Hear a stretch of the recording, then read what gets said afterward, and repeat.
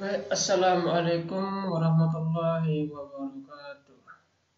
Alhamdulillahirrabbilalamin. Assalatu wassalamu ala asrafil anbiya'i wal mursalin wa ala alihi wa sahbihi ajma'in. Allahumma salli ala Sayyidina Muhammad wa ala ali Sayyidina Muhammad. Pertama-tama, saya berterima kasih kepada Bapak dosen Zainul Arifin MPD yang telah memberikan saya tugas UTS yang berjudul tentang etika profesi di bidang teknik informatika atau komputer. Baik, nama saya ini lalu Diman Hadiansyah, NIM semester teknik makul dan mata pelajaran bisa dilihat. Langsung saja pembahasannya. Baik, kali ini saya akan menjelaskan 5 kriteria atau poin dari penjelasan saya. 1. Pengertian etika profesi. 2. Etika profesi di bidang IT. 3. Kode etik profesi di bidang IT. 4. Tanggung jawab profesi IT. 5. Contoh pelanggaran etika profesi. Baik, langsung saja yang pertama, pengertian etika profesi. Etik atau etika berasal dari kata ethos, yakni bahasa Yunani yang berarti karakter, watak atau kesusilaan atau adat dan manusia. Profesi adalah pekerjaan yang dilakukan sebagai kegiatan pokok untuk menghasilkan nafkah hidup yang mengandalkan satu keahlian. Jadi, kalau digabung, etika profesi adalah sikap hidup berupa keadilan untuk memberikan pelayanan profesional terhadap masyarakat dengan ketertiban penuh dan keahlian sebagai pelayanan dalam rangka melaksanakan tugas berupa kewajiban terhadap masyarakat. Yang kedua, etika profesi di bidang IT. Profesi IT dianggap orang lain adalah profesi khusus karena keahlian yang ia miliki. Maka dari itu kita bisa menentukan, tapi dengan ikatan yang jelas.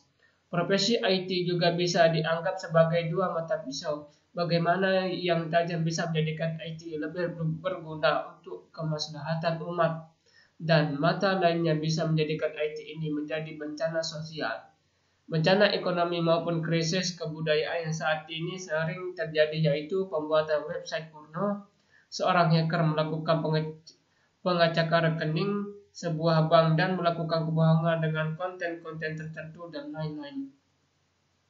Kita juga harus bisa menyikapi dengan keadaan teknologi informasi dan komunikasi saat ini dengan arus besar data yang bisa kita dapat dengan hitungan per detik. Ataupun dengan kesederhanaan teknologi kita bisa melakukan pekerjaan kita menjadi praktis.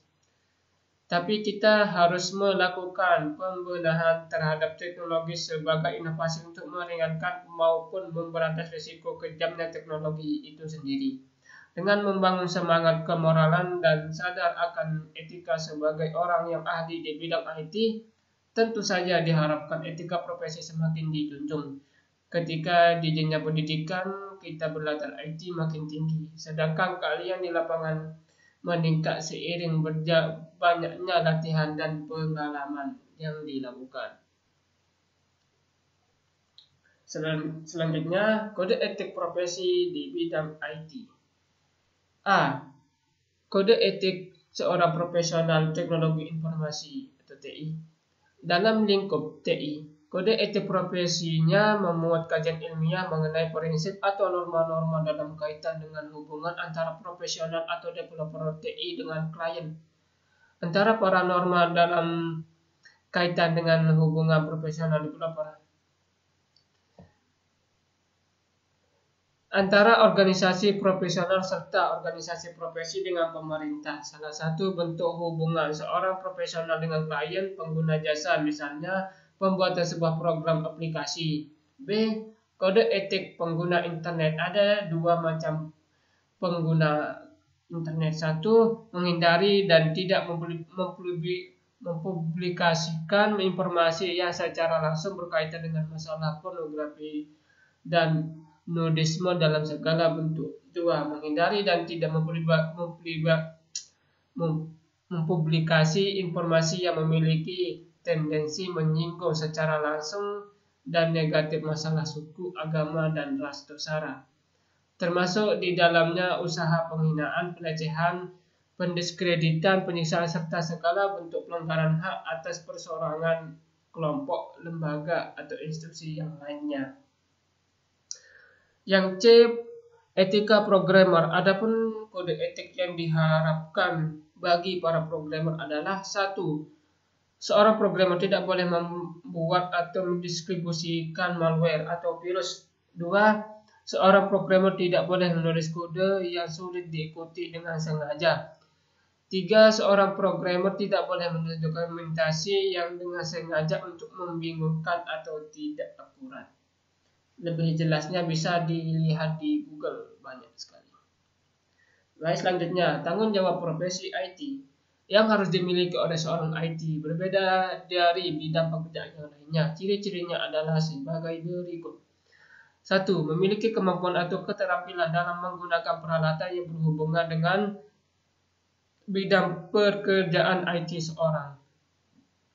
IT harus mengetahui dan mempraktekkan pengetahuan IT-nya ke dalam pekerjaannya. 2. Punya ilmu dan pengalaman dalam menganalisa suatu software atau program. 3. Bekerja di bawah disiplin kerja. 4. Mampu melakukan pendekatan disipliner. 5. Mampu bekerja sama. 6. Cepat tanggap terhadap masalah klien. Selanjutnya, contoh pelanggaran etika profesi. Baik, adapun contoh pelanggaran etika profesi ada 5 jenis, yaitu kejahatan komputer. Kejahatan komputer atau computer crime adalah kejahatan yang ditimbulkan karena penggunaan komputer secara ilegal. 2. Netiquette. Netiquette merupakan aspek penting dalam perkembangan teknologi komputer. Internet merupakan sebuah jaringan yang menghubungkan komputer di dunia sehingga komputer dapat mengakses satu sama lain. Yang ketiga, e-commerce. Berkembangnya penggunaan internet di dunia berpengaruh terhadap kondisi ekonomi dan perdagangan negara. Melalui internet, transaksi perdagangan dapat dilakukan dengan cepat dan efisien.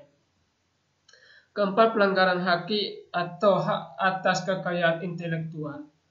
Berbagai kemudahan yang ditawarkan oleh internet menyebabkan terjadinya pelanggaran hak seperti pembajakan program komputer, penjualan program ilegal, dan pengunduhan ilegal. Yang kelima, tanggung jawab profesi. Adapun berkembangnya teknologi komputer telah membuka lapangan kerja baru seperti programmer, teknisi mesin, desainer grafis, dan lain-lain. Baik, penutup atau kesimpulannya, perkembangan teknologi informasi dan internet sangatlah pesat dan berpotensi untuk membantu mempermudah umat manusia mengarungi kehidupannya untuk mencapai keberhasilan dalam bermasyarakat. Efek-efek negatif bisa dihindari dengan memberikan pedoman etika yang jelas kepada para profesional dan pengguna teknologi ini. Manfaat maksimal atau efek negatif dari teknologi informasi sangat tergantung pada manusia yang mengoperasinya. Baik, hanya itu saja yang bisa saya sampaikan.